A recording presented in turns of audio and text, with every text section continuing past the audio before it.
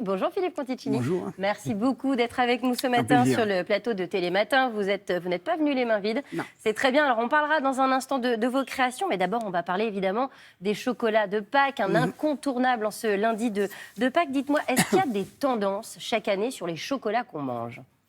Oui, alors il y a une tendance qui est de plus en plus prégnante, c'est le chocolat au lait.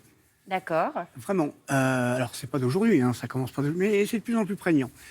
Et puis tant mieux parce que c'est comme un gros câlin le chocolat au lait. Alors vrai que ça fait du bien. faut prendre un chocolat au lait qui soit de qualité bien sûr et qui ait un minimum de cacao. Donc quelque chose comme 35-39% à l'intérieur. Et si on y met du praliné qui est bien fait, qui est suave, qui fond dans la bouche ou qui coule, c'est un gros câlin. Comment on le reconnaît le bon chocolat justement quand on se rend en supermarché ou chez un artisan? Alors, chez un artisan, vous aurez toutes les chances de trouver des chocolats de qualité. Au supermarché, c'est beaucoup moins le cas. Oui.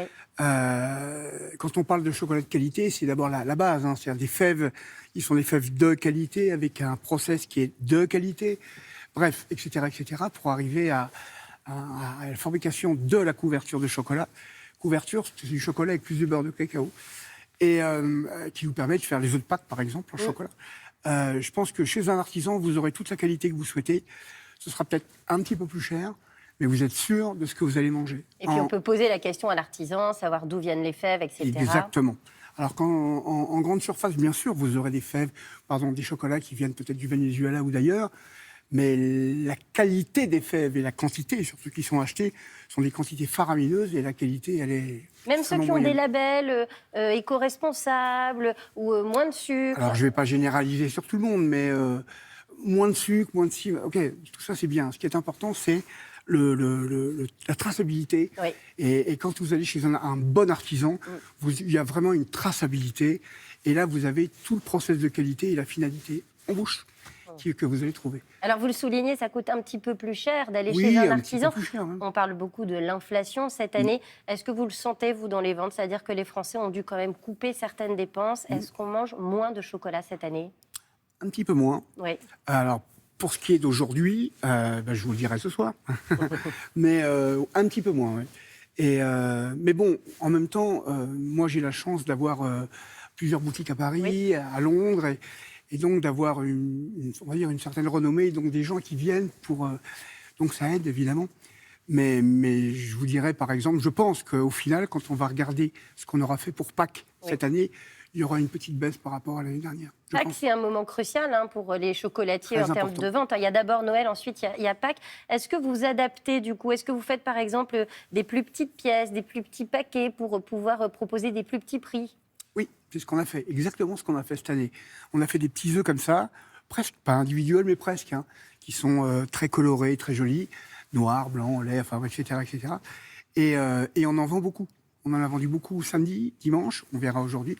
On en vend beaucoup.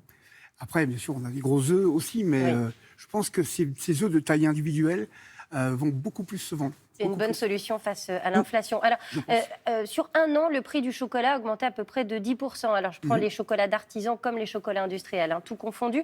10%, c'est quand même moins que l'inflation alimentaire. L'inflation alimentaire, elle est de 16%. Comment se fait-il que le chocolat est moins augmenté que le reste de l'alimentation? Est-ce que ça veut dire qu'on a baissé en qualité, par exemple? Ça dépend où vous allez le chercher, mais tout ce qui est grande surface, oui, c'est sûr. Non pas que les chocolats soient mauvais, le problème n'est pas là. Mais oui, je pense. Oui. Chez les artisans, c'est difficile de généraliser, je pense que non. Mais j'ai peur que le chocolat prenne encore de l'augmentation. Il faut s'attendre à ce que ça augmente encore, c'est-à-dire qu'à Noël prochain, ça risque de coûter vraiment cher? Peut-être. Je ne peux pas vous le dire maintenant, mais on voit bien ce qui se passe et peut-être. Alors, parlez-nous un petit peu de ce que vous nous avez amené ce matin. Ce sont un peu vos pièces maîtresses, je peux dire ça comme ça? Oui, alors j'ai pas amené des œufs de Pâques parce qu'il y en a tout partout. Mais là, j'ai plutôt amené quelques-unes des pâtisseries qu'on vend énormément, même à Pâques d'ailleurs. Là, vous avez un Paris-Brest, évidemment. Ça, c'est votre spécialité, ça. Oui, qui était une pièce phare, évidemment. Là, c'est le Paris-Brest à la coco, avec un praliné à la coco. Là, vous avez un gâteau à base de CBD. J'ai fait il y a 1 an et demi à peu près. À base de CBD? Oui, CBD, agrumes. Il y a évidemment une amertume qui est due au CBD, mais c'est très parfumé. Je D'accord. répète, il y a une amertume qui est due au CBD, mais qui est très parfumée. Là, on a Un flan. un flan, bien évidemment. Alors Avec Jean-Baptiste a mis une option dessus, je le dis tout de suite. pas bon C'est du son tout, gâteau préféré. Pas bon du tout.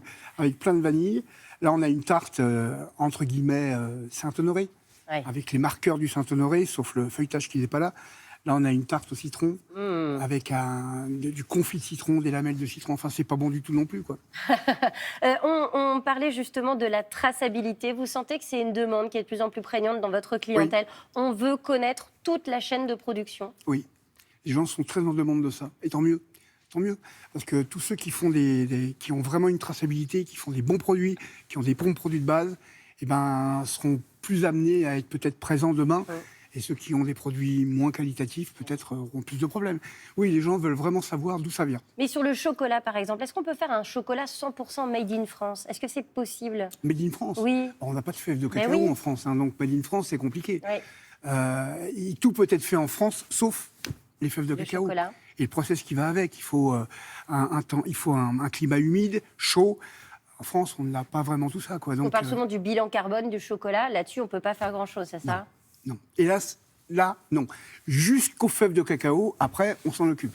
Mais les fèves de cacao, ça, c'est pas possible. Merci beaucoup, Philippe Conticini, d'être venu C'est nous moi. voir sur le plateau de Télématin. Je rappelle le titre de votre dernier livre, Pas bon du tout. Pas bon du tout, Pas bon c'est du ça, tout, absolument. publié chez Flammarion, un ouvrage dans lequel vous partagez recettes sucrées comme salées de votre quotidien. Merci beaucoup. Merci à vous.